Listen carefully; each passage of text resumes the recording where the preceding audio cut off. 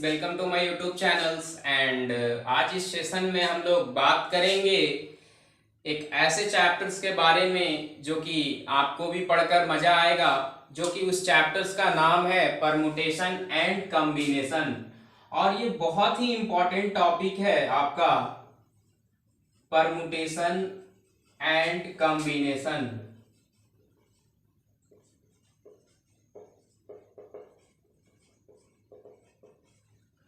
तो जनरली इस चैप्टर से आपको हर जगह क्वेश्चंस मिलेगा। या तो आप जनरल कंपटीशन का तैयारी कर रहे हैं,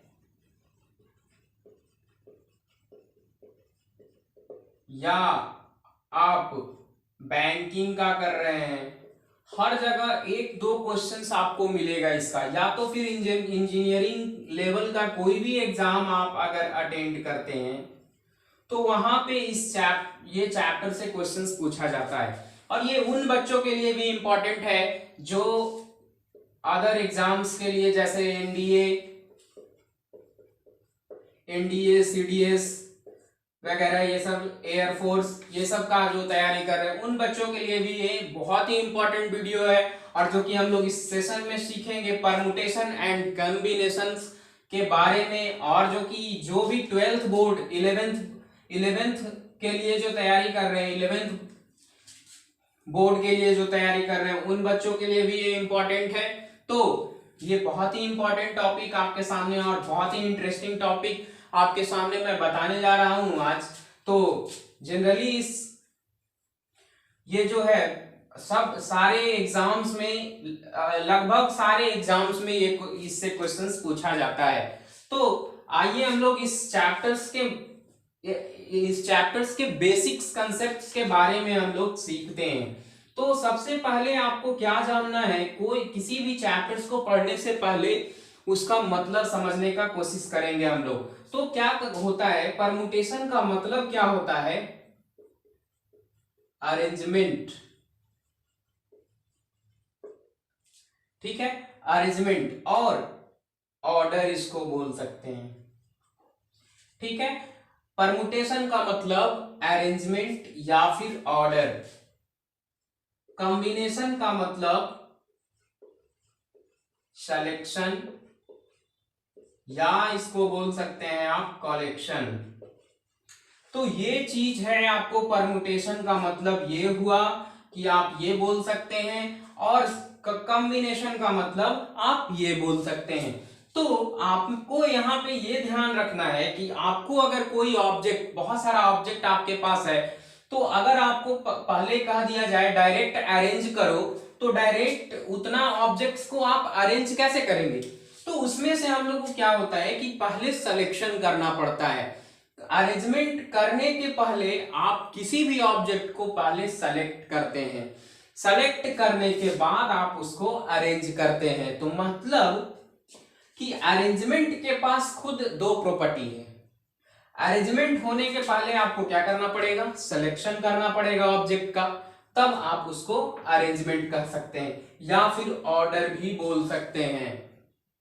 तो परमुटेशन का मतलब आप सीधा आपको याद रखना है कि ये क्या होता है, एक अरेंजमेंट होता है। जैसे हम लोग मैट्रिसेस में पढ़े थे कि एक मैट्रिक्स जो होता है रेक्टेंगुलर रिप्रेजेंटेशन, मतलब रेक्टेंगुलर अरेंजमेंट होता है ऑब्जेक्ट्स का। इसी तरह से आपको परमुटेशन को याद रखना है कि एक क्या होता है, अरेंजमेंट होता है। कॉम्बिनेशन मतलब सिलेक्शन, बहुत सारा आपके पास ऑब्जेक्ट है, उसमें से आर ऑब्जेक्ट्स को सेलेक्ट करना कॉम्बिनेशन कहलाता है। या फिर कलेक्शन, ऑब्जेक्ट्स का कलेक्शन करना, मतलब कलेक्ट करना, ये भी इसका मतलब होता है कॉम्बिनेशन। तो आइए जनरली इस चैप्टर्स में हम लोग पढ़ते हैं, तो एक पॉइंट आप लोग नोट डाउन कर सकते हैं, इन दिस चैप्टर्स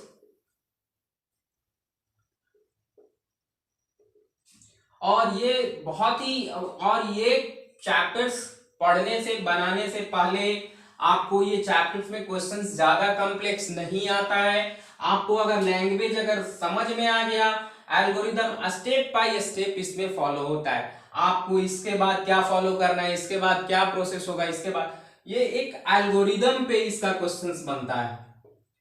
एल्गोरिदम अगर आपको क्वेश्चंस का पता हो गया तो इसके सारे क्वेश्चंस को बनाने में आपको बहुत ही आसानी होगा और आप सारे क्वेश्चंस को आसानी से डील कर सकते हैं। तो इसमें बहुत ज्यादा एक्सप्लेनेशन नहीं है इस चैप्टर्स का। आपको सिर्फ क्वेश्चंस के लैंग्वेज को समझना है, लैंग्वेज क्या कहता है, आपको इसके एल्गोरिदम को पकड़ना है कि कहना क्या चाह रहा है, इसके बाद हमको क्या स्टेप फॉलो करना है, इसके बाद क्या आएगा, इसके बाद क्या आएगा। किसी भी ऑब्जेक्ट्स को जनरली हम लोग सेलेक्ट करते हैं या फिर अरेंज करते हैं, तो क्या करते हैं, one by one, step by step हम लोग अरेंज करते हैं। या तो आपको अगर कहीं भी कुछ भी अगर अरेंज करना है तो क्या करते हैं, जनरली वहां पे ले जाकर रख थोड़ी देते हैं, आप स्टेप बाय स्टेप अरेंज करते हैं उसको। तो ये चैप्टर्स वही है, आपको बेसिक्स कंसेप्ट्स को पहले समझ लेना है, बाकी आपको बहुत आसानी से क्वेश्चंस बनेगा। तो in this chapter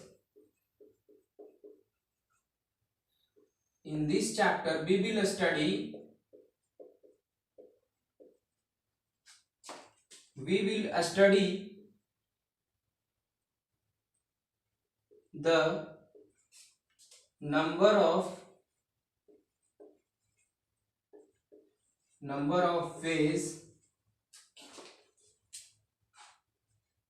ways of arrangement, number of ways of arrangement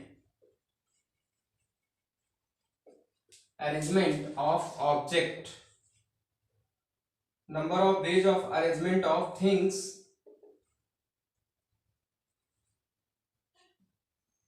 number of ways of arrangement or selection of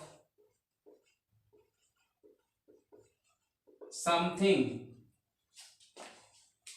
or all of things out of given collection of things।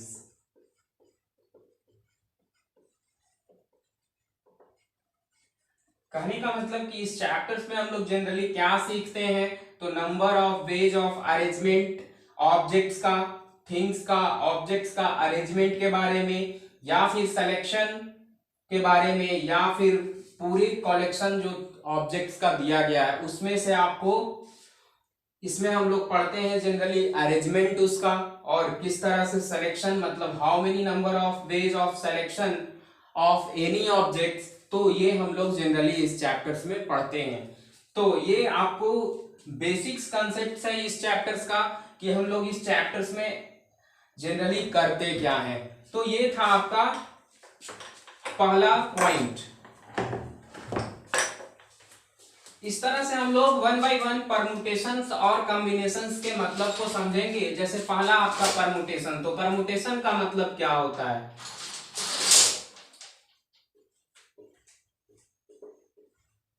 Permutation means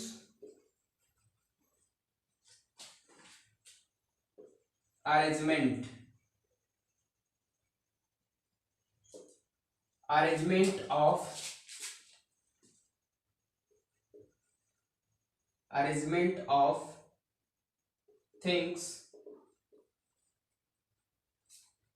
in which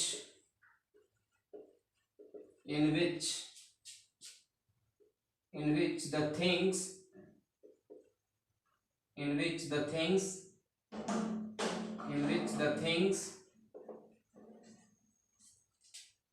things are to be put, in which the things are to be put, in which the things are to be put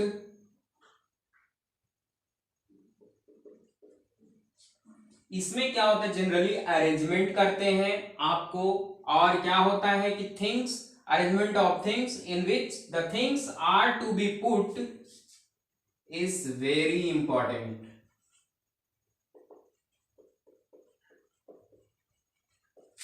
मतलब कि objects का जो arrangement करते हैं तो तो इसमें जो जिस तरीके से हम लोग ऑब्जेक्ट्स को रखते हैं, मतलब पुट करते हैं, या फिर ऑर्डर बहुत ही इंपॉर्टेंट होता है। इसको आप और भी तरीके से इसको डिफाइन कर सकते हैं। तो ऊपर वाला हम लोग इरेज करते हैं, और दूसरे पॉइंट्स इसको और भी किस तरीके से आप लिख सकते हैं।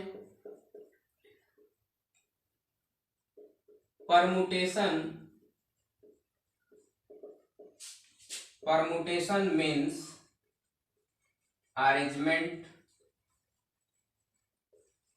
arrangement of object in which the order of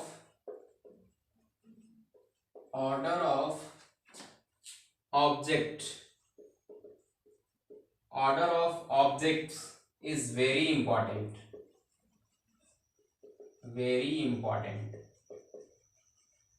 generally जो है परमुटेशन का मतलब अरेंजमेंट होता है जिसमें कि ऑर्डर ऑब्जेक्ट का बहुत ही इंपॉर्टेंट माना जाता है। इसमें ऑर्डर को आप इंपॉर्टेंट मानते हैं। तो ये था आपका परमुटेशन का मतलब। आप इसको नोट डाउन करें, और ये आपको बेसिक्स कंसेप्ट्स बताया जा रहा है। आप जब क्वेश्चंस को प्रैक्टिकली फील करेंगे तब इसके कंसेप्ट्स को और भी अच्छे तरीके से आप समझ सकते हैं। तो अगला जो है आपका point, combination.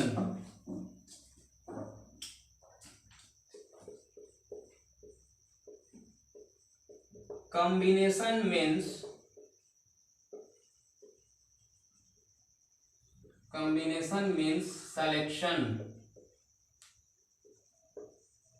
selection of things. Here order is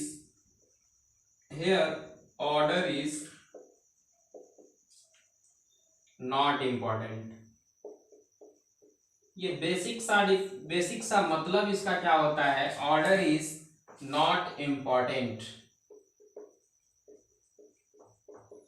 तो ये था आपका कि परमुटेशन क्या होता है, क्या उसका मतलब हम लोग समझेंगे जनरली, और कॉम्बिनेशन का मतलब क्या समझेंगे हम लोग।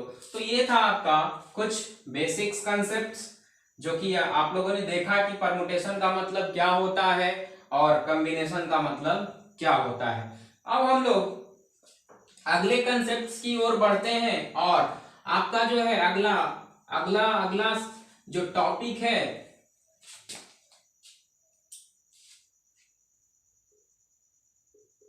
फंडामेंटल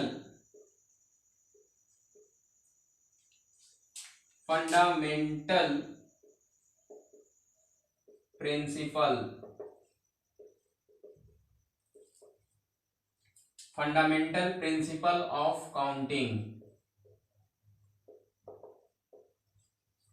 ये आपका जो है अगला topic, fundamental principle of counting. If तो इसमें जनरली हम लोगों को क्या है, इसमें की प्रिंसिपल है, एक फंडामेंटल प्रिंसिपल है जो कि हम लोग परमुटेशन या कॉम्बिनेशंस में अप्लाई करते हैं। तो वो क्या है, तो इसमें आपको सबसे पहले ये ध्यान रखना है, इसमें लिखेंगे आप कुछ, इसमें नोट डाउन करें, इसमें कुछ थिंग्स जो है आपको नोट डाउन कराया जाएगा। उसके बाद इसका मतलब को आप समझेंगे कि कैसे आखिरकार क्या होता है। तो if one work is done in m ways, ठीक है,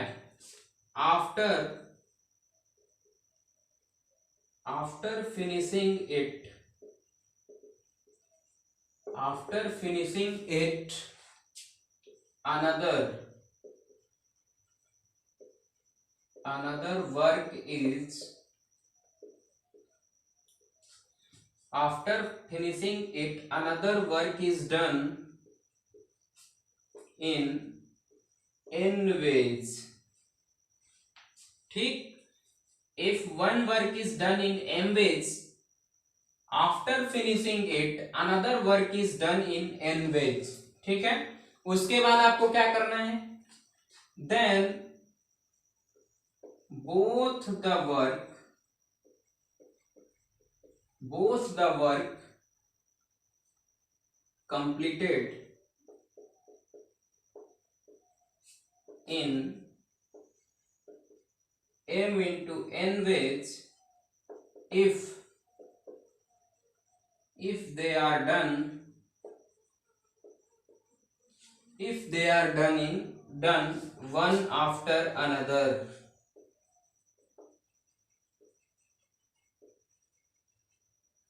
कहने का मतलब कि फंडामेंटल प्रिंसिपल ऑफ काउंटिंग्स में ये केस 1 है आपका, जो कि ये आप इसको मान सकते हैं केस 1।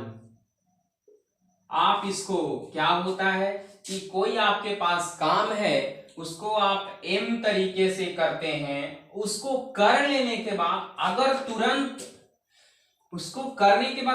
किसी अनदर वर्क को आप एन वेज में करते हैं, तो दोनों वर्क को कंप्लीट करने का तरीका एम इंटू एन वेज। मतलब कि अगर वन आफ्टर अनदर कोई काम करते हैं, आप एक काम को किए और फिर दूसरे काम को तुरंत कर लिए, तो उस वर्क को अरेंज करने का मतलब उस वर्क को करने का टोटल तरीका जो होता है m इंटू एन होता है। मतलब कि वन आफ्टर अनदर जैसे ही आपको आएगा तो आपको किसका जिक्र करना है, m इंटू एन, मतलब कि गुना, मल्टीप्लीकेशन, मतलब कि मल्टीप्लीकेशन करना है। या कभी क्वेश्चंस में या का आए मतलब यूनियन जब भी आएगा क्वेश्चंस में, मतलब आपको ऐसा निकल के आएगा क्वेश्चंस में या मतलब आइदर ये और वो, मतलब आइदर ये रास्ता से जाएगा या फिर ये रास्ता से, तो वहां पे आपको प्लस का जिक्र करना है। और आप हम क्वेश्चंस जब लेंगे आपके सामने, आपको जरूर समझ में आएगा इसके कंसेप्ट, कैसे हम लोग इसका कंसेप्ट को समझेंगे। तो कुछ क्वेश्चंस आपको करवाऊंगा। तो सबसे पहले आपको ये समझ लेना है ये क्या लिखा गया है, कि कोई वर्क आपको एन वेज में कर रहे हैं, उसको फिनिश करने के बाद अगर तुरंत दूसरा वर्क एन वेज से आप करते हैं, ठीक है, both the work completed in M into N ways, मतलब कि दोनों कामों को करने का तरीका आपको एम इंटू एन वेज होगा।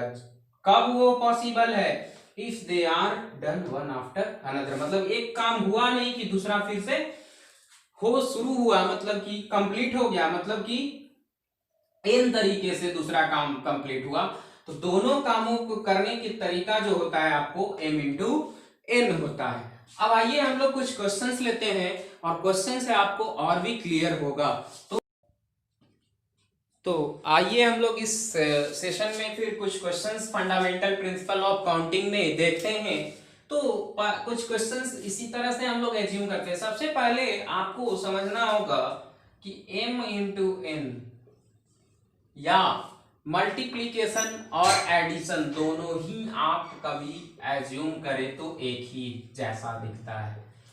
अब आपको लग रहा होगा कि मल्टीप्लीकेशन और एडिशन कैसे सेम होगा, कैसे सेम होता है। आप जनरली जैसे आपके पास इस तरह से, आपके पास मान लीजिए इस तरह से रो में आप आदमी को बैठा रहे हैं, ठीक है, ये 5 आदमी इस तरह से बैठा और आपको इस तरह से,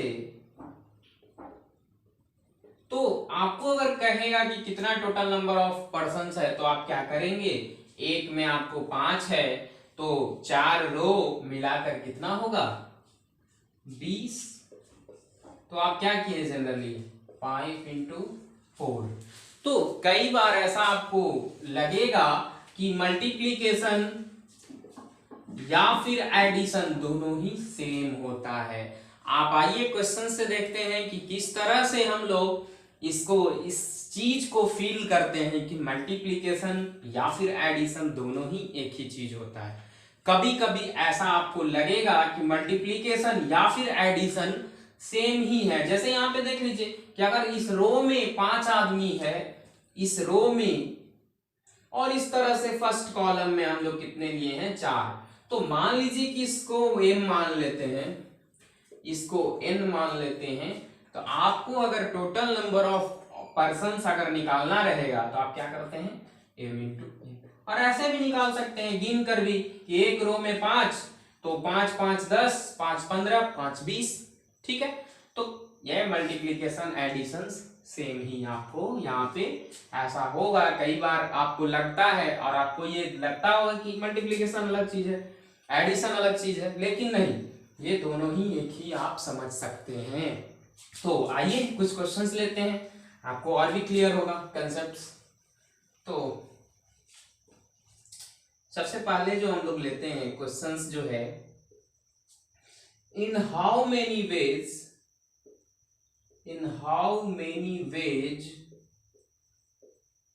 ए पर्सन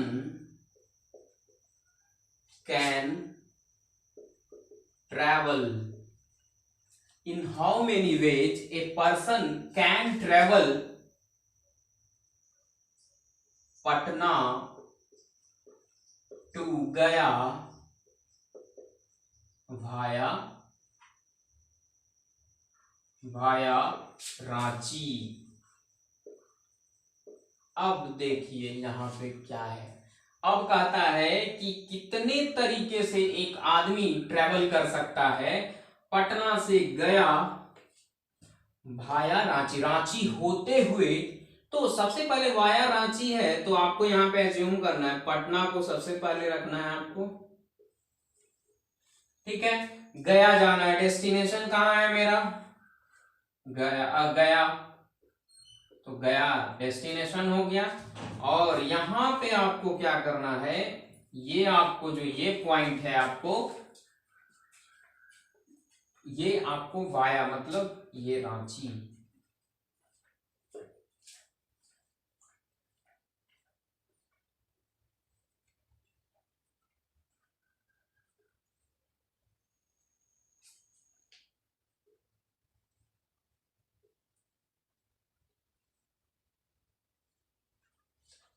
ठीक है। इस तरह से हम लोग लिए, हमको पटना रांची गया, मतलब कि हमारे पास पटना से रांची जाने का कितने रास्ता है, 4। अब रांची से गया मतलब कि यहां से भी आपको 4 है। तो इसमें जनरली आप इसमें ये थोड़ी पता है कि कौन सा रास्ता हमको फॉलो करना। पटना से रांची जाने का बहुत सारा मतलब 4 रास्ता हमको पता है, ठीक है। इसमें से हम कोई अगर एक रास्ता अगर फॉलो करते हैं, अगर मान लीजिए कि इस रास्ते से अगर जाना शुरू करते हैं, तो यहां अगर पहुंचे, यहां के बाद आपके पास कितना रास्ता, 4 रास्ता। तो यहां से यहां अगर रांची पहुंचे और रांची जाकर फिर आपके पास कितना रास्ता है, 4 रास्ता को आप फॉलो कर सकते हैं। तो इसके कहने का मतलब क्या है कि पहले रास्ते से अगर जाएंगे तो पहला कंडीशन में हमको 1 into 4, मतलब कि एक काम किए, मतलब पटना से गया, ठीक है, पटना से रांची, रांची से फिर तुरंत अगर गया जाना है, मतलब एक काम हमारा क्या था, पटना से गया, पटना से रांची जाना, रांची से फिर गया जा रहे हैं, तो दूसरा एनवेज, मतलब कि अगर ऐसा होता है कि एक काम के बाद तुरंत दूसरा काम हो रहा है, तब हम क्या करते हैं, एम इंटू एनवेज, मतलब प्रोडक्ट वाला दिमाग में आपको लाना है कि प्रोडक्ट इसको करना है। अब क्या है, तो यहां पे आपको क्या करना है कि या, मतलब कि अब ये तो आपको ये हुआ, अब या जहां पे भी आए, मतलब या ये रास्ता, या फिर वो तो पहला कंसेप्ट आप समझ रहे हैं कि क्या है, एम इंटू एन कब होगा, जब एक काम दूसरे के बाद तुरंत हो रहा है, मतलब ये रास्ता फॉलो किए, यहां पहुंचे, यहां पहुंचने के बाद आपके पास 4 रास्ता, तो ये काम हो रहा है, मतलब गया जाने के लिए ये 4 रास्ता। या अब ये कोई जरूरी है कि हम यही रास्ता को फॉलो करेंगे, हमको मन है कि ये रास्ता से जाएं, ठीक है। तो अगर ये रास्ते को आप अगर चूज करते हैं तो क्या होगा, इसका भी तरीका आगे जाकर 1 into 4 होगा। इसी तरह से इस रास्ते को अगर चूज करते हैं, इसी तरह से 1 into 4 होगा। और इसी तरह से अगर इस रास्ते को अगर फिर से चूज करते हैं तो प्लस 1 into 4। और अगर डायरेक्ट इस कंसेप्ट को अगर आप यूज करते हैं m into n वेज को, तो डायरेक्ट यहां से यहां जाने का आपका 4 तरीका, ठीक, और यहां से यहां जाने का 4 तरीका, मतलब टोटल वेज कितना हो गया, 16 वेज। मतलब कि यही तो आपको समझना है कि आखिर क्वेश्चंस क्या है, क्या कैसे, क्या आपको कब ये m इंटू एन लगाना है और कैसे आपको इस क्वेश्चन को आसानी से, बहुत ही आसानी वे में आप, इजी वे में आप क्वेश्चंस को बना डालेंगे जब आपको इसका बेसिक्स कंसेप्ट अगर आपको पता होता है तो बहुत ही शॉर्ट एक्सप्लेनेशन इस तरह के क्वेश्चंस को हम लोग करते हैं। तो ये था आपका पहला क्वेश्चंस और इस क्वेश्चंस को बनाकर आपको जरूर क्लियर हुआ होगा कि इसमें कैसे आखिरकार सोचते हैं। आपको बताया गया मल्टीप्लिकेशन एडिशन भी सेम होता है, कैसे होता है यहाँ पे देख ले कि आपको अगर इस रास्ते को फॉलो करना है डायरेक्ट 4 इंटू 4, और अगर आपको ऐसे समझना है कि कैसे आखिरकार हो रहा है तो अगर पहले सिलेक्शन को किए तो 1 इंटू 4 वेज, ठीक। अगर दूसरे रास्ता को फॉलो करते हैं तो फिर से आपको 4 वेज, फिर तीसरे रास्ता को अगर करते हैं फिर से आपके पास 4 वेज, फिर चौथे को तो फिर से आपके पास। तो ये आपको ये क्वेश्चंस था। अब अगला क्वेश्चंस आपके सामने ले रहा हूं मैं, ये आप नोट डाउन कर सकते हैं। अगला question,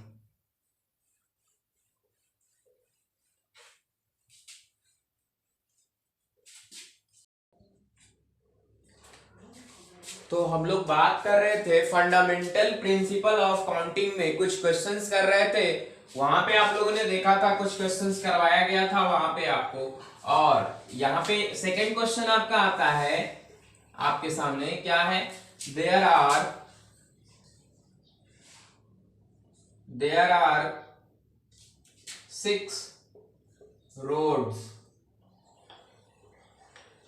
between A and B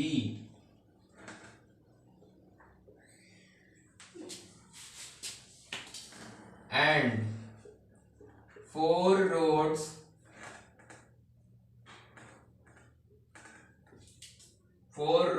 between B and C। तो इसमें आपको क्वेश्चन है कि 6 रोड दिया गया है ए से बी और 4 roads between B and C.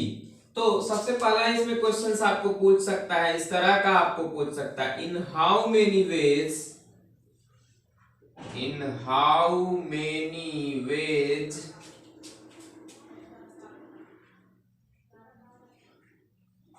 one can drive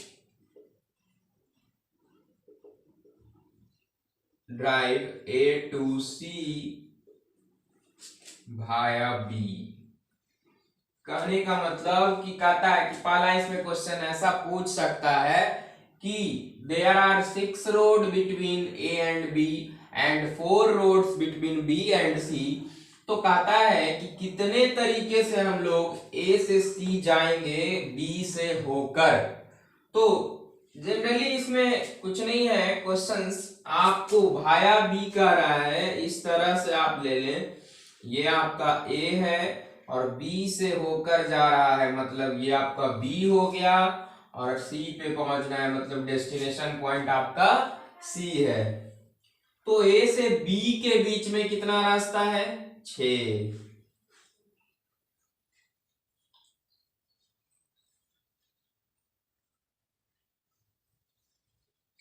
इस तरह से आपको जो है A से B में 6 रास्ता है और B से C में कितना रास्ता है आपका, 4। तो इस तरह से हमको जाना है। तो कहता है कि A से B में हमारा 6 रास्ता और यहां से यहाँ 4 रास्ता। तो हम लोग rule of principle of counting से हम लोग जानते हैं कि अगर एक काम कंप्लीट हुआ और फिर तुरंत दूसरा काम अगर हो गया, फिर जहां पे भी आए तो m इंटू एन की बात करेंगे। मतलब m इंटू एन आपको सोचना है, तो m इंटू एन मतलब 6 इंटू 4 24। मतलब ऐसे भी इसको समझा जा सकता है कि पहले आप मान लीजिए ये रास्ता को चूज किए होंगे, तो ये रास्ता को चूज करने के बाद आपको कितने आगे जाकर कितना रास्ता मिला, 4। तो ऐसे भी लिख सकते हैं 1 इंटू 4। तो ये 6 बार आपको 1 इंटू फिर जोड़ना पड़ेगा, फिर 1 इंटू 4, फिर जोड़ना पड़ेगा 1 इंटू 4। इस तरह से आपको वहां से भी 24 ही आएगा, मतलब 6 इंटू 4 इक्वल टू 24। तो ये तो था आपका कि कितने तरीके से हम लोग जा सकते हैं सी पर। तो आप लोगों ने फंडामेंटल प्रिंसिपल ऑफ काउंटिंग में जाना है कि अगर एक काम समाप्त हुआ और फिर तुरंत दूसरा काम समाप्त हुआ एन वेज से, एम वेज में एक काम समाप्त हुआ, एन वेज में समाप्त हुआ, अगर दोनों काम एक दूसरे के बाद हो रहा है, मतलब एक काम हुआ और फिर दूसरा काम खत्म हो रहा है, तब हम लोग ये लगाएंगे m इंटू एन। और जो कि कल बताया गया था आपको, और ये भी बताया गया है कि m इंटू एन जो भी गुना है, या हम लोग गुना करते हैं या फिर एडिशन करते हैं, दोनों ही एक ही चीज होता है। बट एक हम लोग नाम अलग दिए हैं, मल्टीप्लीकेशन और एक एडिशन, और कल एग्जाम्पल के साथ बताया गया था। इसलिए ये आपका पहला क्वेश्चन इससे related.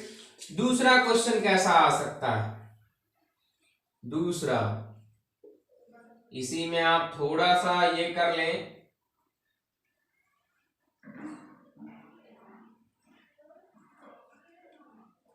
in how many ways one can drive A to C and back to A। कहता है कि in how many ways one can drive A to C. तो ए टू सी जाने का कितने तरीका है मेरे पास? ए से B back to A to C भाया बी एंड बैक टू, मतलब ए से सी कैसे जाएंगे? तो ए से पहले बी जाएंगे क्योंकि भाया बी का रहा है, तो और सी पहुंचना है यहाँ पे। तो सबसे पहले ए से सी, ए से बी जाने का 6 तरीका, फिर आपको यहां से यहां जाने का कितना तरीका? 4 तरीका दिया हुआ है।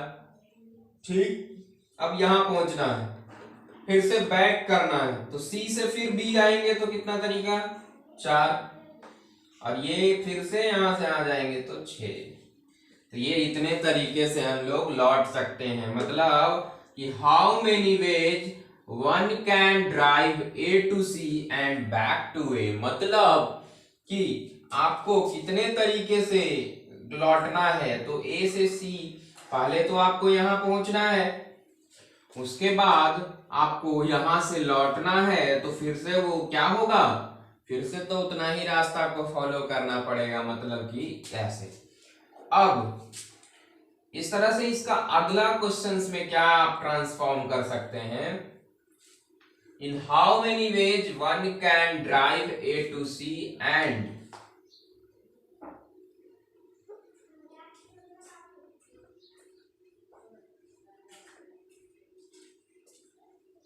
A to C and back to A without using the same road। अब ये क्वेश्चंस क्या करता है कि इन हाउ मेनी वेज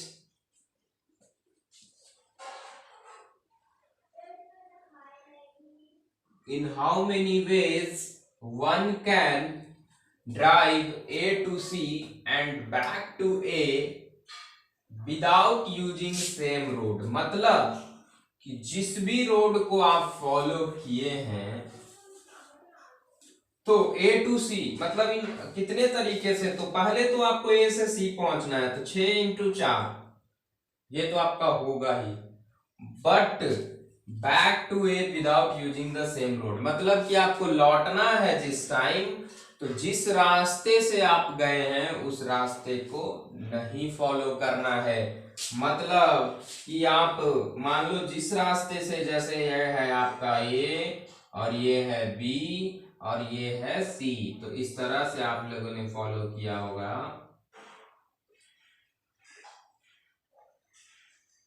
ठीक है, और ये आपका सी, ये रास्ता है, आपको सी पहुंचना है, सी पे पहुंचना है, ठीक है। तो यहां से आपके पास 6 रास्ता, यहां से 4 रास्ता, लेकिन आपको पहुंचना है डेस्टिनेशन पॉइंट पे। तो डेस्टिनेशन पॉइंट पे पहुंचना है, ठीक है, कोई बात नहीं है। बट इसमें आपको सोचना ये है कि इसमें क्वेश्चन ये कहता है आपका कि जिस रास्ते से आप गए हैं वो रास्ता को आपको फॉलो नहीं करना है। तो ये कैसे पता चलेगा हमको कि वो रास्ता हम नहीं यही रास्ता से गए थे? तो ये आपको एज्यूम करना पड़ेगा, एक आपको एक्सक्लूड करना पड़ेगा। ऐसे तो आप जानते ही हैं कि अगर मान लो यहाँ पे पहुंचे हैं तो कोई भी तो एक रास्ता फॉलो किए होंगे ना। जैसे या तो ये या तो ये तो ये या तो ये, कोई भी एक रास्ता फॉलो किए होंगे तो 6 into 4 यहाँ पहुंच गए। लेकिन मान लीजिए कि हम ये रास्ता फॉलो करके गए थे और यहां से ये रास्ता फॉलो करके यहाँ पे गए थे, तो यहाँ पे इसका क्या कंडीशन होगा, एक इसमें माइनस करेंगे 3 वेज, मतलब कि अब लौटने का रास्ता मेरे पास 3, और इसमें से ये कोई जरूरी नहीं है कि आपको एज्यूम किया हम चौथा तो चौथा ही, ये कोई जरूरी नहीं है, आप ये भी रास्ता हो सकता है। मतलब कुछ भी आपको एक नेग्लेक्ट करना है तो किसी को भी करना है, तो यहां से आपको ऐसे करना है और यहां से एक ऐसे, मतलब कि या तो आपको इस रास्ता को फॉलो करके गए होंगे तो ये रास्ता को नहीं लेना है, 3 रास्ता आपके पास बचा आने के लिए। अब यहां से मान लीजिए ये रास्ता को नहीं लिए होंगे, गए होंगे तो ये रास्ता नहीं लेना है, 5 रास्ता आपके पास है। इसका तरीका क्या हो जाएगा, 6 into 4 into 3 into 5, ठीक है। तो ये नंबर ऑफ वेज होगा आने का और लौटने का। तो ये था आपके सामने दूसरा क्वेश्चन, दूसरा नंबर क्वेश्चन, जो कि आपको क्या था ये, और आपको इस क्वेश्चंस को समझकर और आपको ये लग रहा होगा कि ये चैप्टर कुछ नहीं है, बहुत ही आसान है, बट अगर इस चैप्टर्स को समझ गए आप अच्छे तरीके से तो आपको तो कहीं परेशानी आने वाला ही नहीं है।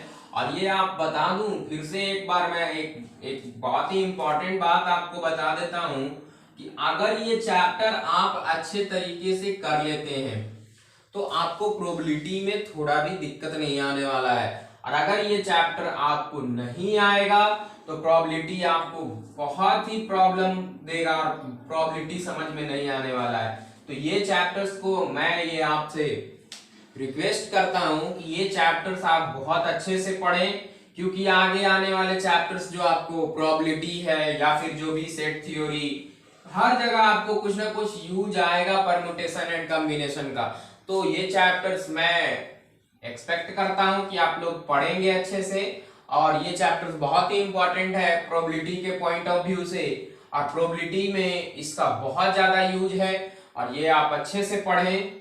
और ये चैप्टर्स ज्यादा आपको एक्सप्लेनेशन नहीं है इसका, आपको ये चैप्टर बहुत ज्यादा मतलब कि इसमें आपको सोचना है, थिंकिंग करना है। क्वेश्चंस को अगर आप समझ गए अच्छे से क्या कहना चाह रहा है तो आप इसके क्वेश्चंस को बनाने में आपको 2 से 3 लाइन लगने वाला है और क्वेश्चंस बन जाएगा। कभी कभी परमुटेशन का आपको लंबा सवाल आएगा, रेयरली आता है, नहीं तो ऑलवेज 2 से 3 लाइन में आपका क्वेश्चंस खत्म। तो आपको सबसे पहले इस पूरे चैप्टर्स का जो है एल्गोरिदम को पकड़ना है आपको, ठीक है।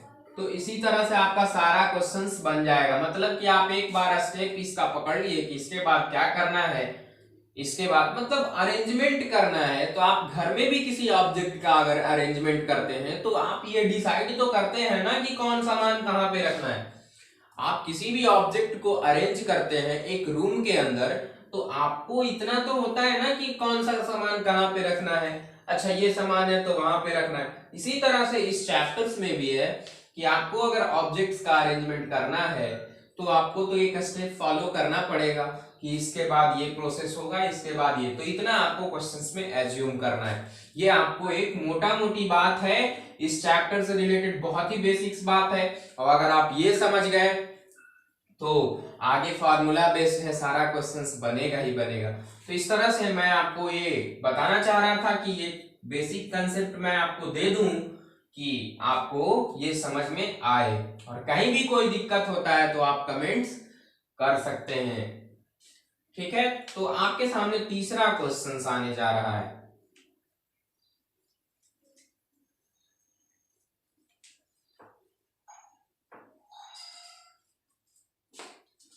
तीसरा क्वेश्चन है,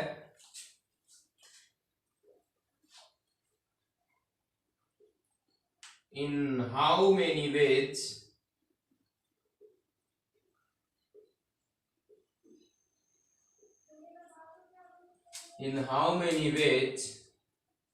a person can watch a movie। कहने का मतलब कि in how many ways a person can watch A movie. आपको ये याद रखना है, जैसे मान लीजिए कि आप मूवी देखने गए,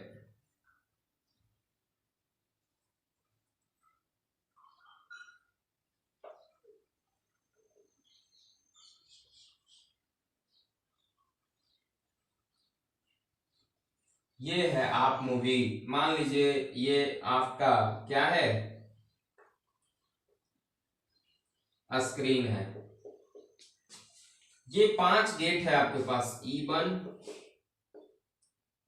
E2, E3, E4, E5।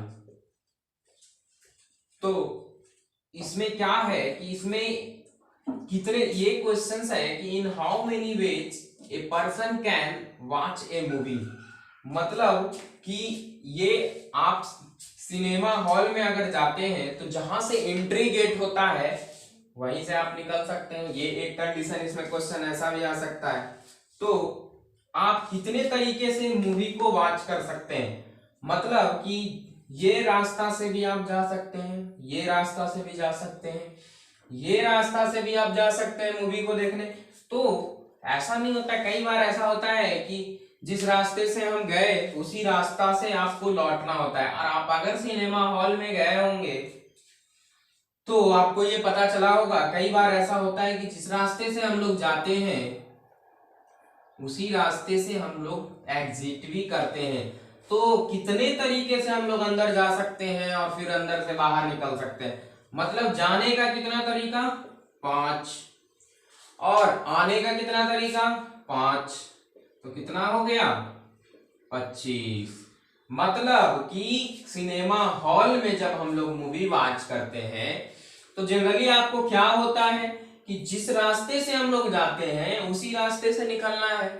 तो ये आपको अगर कोई पूछा ऐसा क्वेश्चंस कि कितने तरीके से हम लोग जाएंगे और निकलेंगे, इन how many ways a person can watch A movie, तो कितने तरीके से एक आदमी मूवी को वॉच कर सकता है। अगर ये मान लो 5 गेट है आपके पास और कितने तरीके से अंदर जाएगा, तो एग्जिट मतलब एंट्री और एग्जिट। कई बार ऐसा होता है कि जिस गेट से आप गए, एंट्री और एग्जिट दोनों क्या होता है, सेम होता है। इस तरह से आपको कितना तरीका हो जाएगा।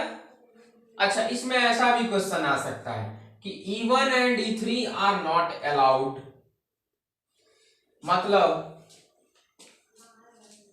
ऐसा क्वेश्चन दे दे, इसमें दूसरा क्वेश्चन ऐसा दे दे आपको इस तरह से, E1 and E3 are not allowed to exit, मतलब कि E1 एंड E3 से आप निकल नहीं सकते हैं। तो जाने का कितना तरीका आपके पास, 5, और निकलने का कितना तरीका, 3, क्योंकि E1 एंड E3 आपको जाना ही नहीं है, तो आपके पास कितना तरीका है, 3, तो कितना हो जाएगा, 15। तो इस तरह से क्वेश्चंस को आपको पकड़ना होगा। और इसमें थोड़ा सा माइनर आप पकड़ लिए, क्वेश्चंस का मतलब बेसिक पकड़ लिए आप, तो क्वेश्चंस को आपको बनाने में कहीं भी कोई परेशानी होगा ही नहीं। और यही सब बेसिक है क्वेश्चंस का, ये बहुत ही बेसिक सा कंसेप्ट अभी मैं बता रहा हूं। इसमें बहुत सारा कंसेप्ट अभी आगे आपको पढ़ना है, लेकिन ये बहुत बेसिक्स है, बहुत इनिशियल है। और ये आप अगर पकड़ लिए इस चैप्टर्स का बेसिक्स को अगर आप जान गए तो ये चैप्टर आपको समझने में कोई दिक्कत आएगा ही नहीं। तो ये आपका बेसिक सा कंसेप्ट है। तीसरा क्वेश्चन इसमें क्या आ सकता है कि तीसरा क्वेश्चन ये भी हो सकता है इसमें। दूसरा क्वेश्चन क्या था आपका, E1 एंड E3 आपको अलाउड नहीं है जाने के लिए। तो ये कितने तरीके से 5×3। तीसरा क्वेश्चन ये भी बन सकता है इसमें कि जिस रास्ते से हम लोग गए थे, जिस गेट से गए थे, कोई ऐसा भी कंडीशन हो सकता है आपको कि मान लीजिए कि आप 5 तरीके से गए थे, 5 तरीका आपको जाने का है, बट E1 से आप नहीं आ सकते हैं। मतलब कि जिस रास्ते से आप गए थे, मतलब जिस गेट से गए थे, विदाउट यूजिंग सेम गेट आपको वापस आना है।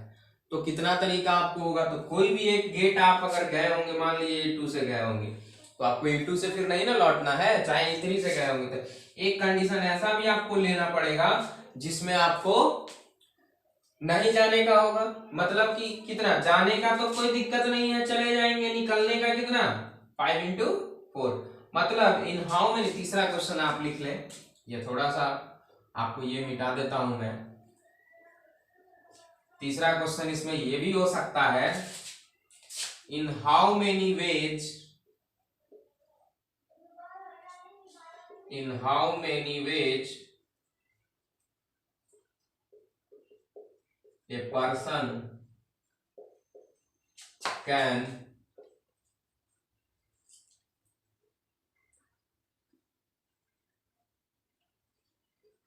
watch a movie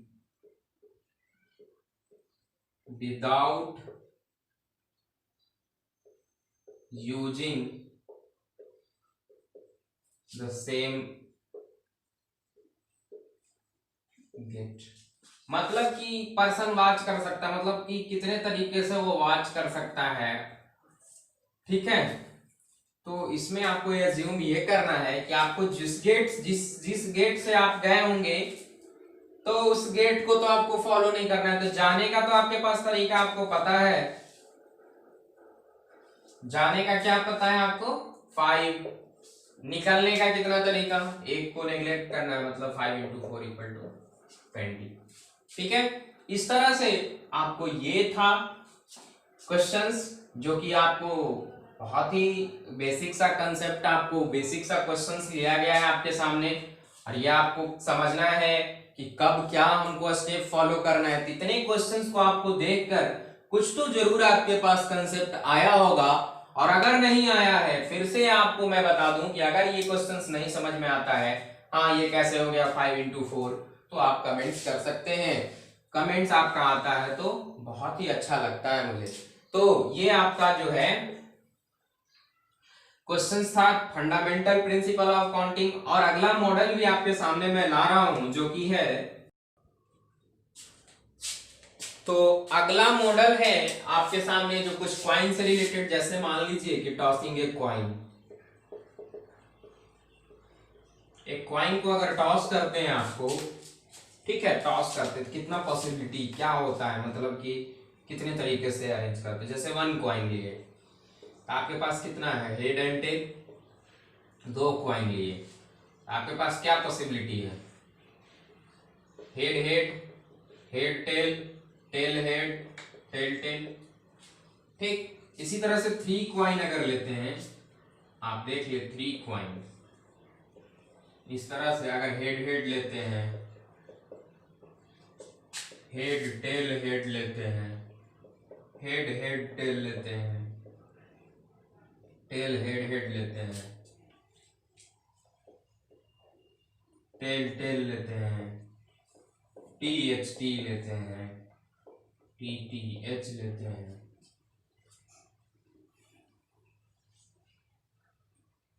और क्या ले सकते हैं आप,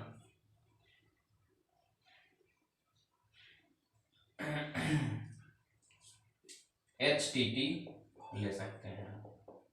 तो ये आपको क्या था, तो पहले तरीके से क्या आप इसको लिख सकते हैं, पहला एक क्वाइन को लिए थे 2⁻1, 2 क्वाइन को लिए थे 2⁻2, 3 क्वाइन को लिए थे 2⁻3, और n क्वाइन को लिए तो आपको क्या हुआ 2⁻n।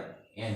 इस तरह से ये फार्मूला आपको याद रखना है कि n कॉइन्स को जब उछालेंगे तो कितना हमको आएगा, नंबर ऑफ वेव्स कितने तरीके से, 2 कॉइन को 4 तरीके से, 1 कॉइन को 2 तरीके से। तो ये था आपको कॉइन से रिलेटेड अगर रहेगा तो आपको ऐसे ही एज्यूम करना है, इस तरह से एज्यूम करना है। तो ये आपका था पहला कॉइन को तो हेड एंड टेल, दूसरे कॉइन को 4 तरीके से, और तीसरा कॉइन अगर उछालेंगे तो ये कितना मिलेगा आपको, 8। तो ये 8 आपके सामने मिला। तो किस तरह से हम लोग इस टॉसिंग ऑफ कॉइन का क्वेश्चंस को करते हैं, तो ये था आपका कॉइन से रिलेटेड कुछ आपको बेसिक्स कंसेप्ट मैं दे रहा हूं।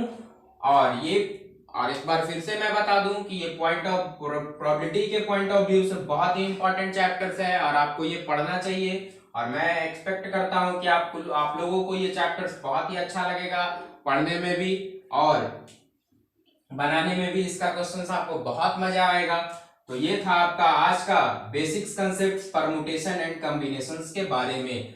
और आपको बार बार मैं यही बता रहा था कि मैं ट्रिगोमेट्री का फार्मूला आपको याद होना चाहिए जी। इसी तरह से आपको प्रोबेबिलिटी पढ़ने के पहले परमुटेशन कॉम्बिनेशन आना जरूरी है।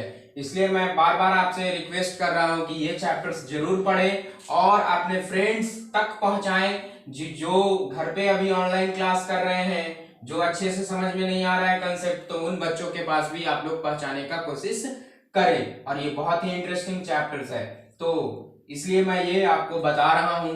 तो please subscribe my channels and share to your friends. Thank you guys.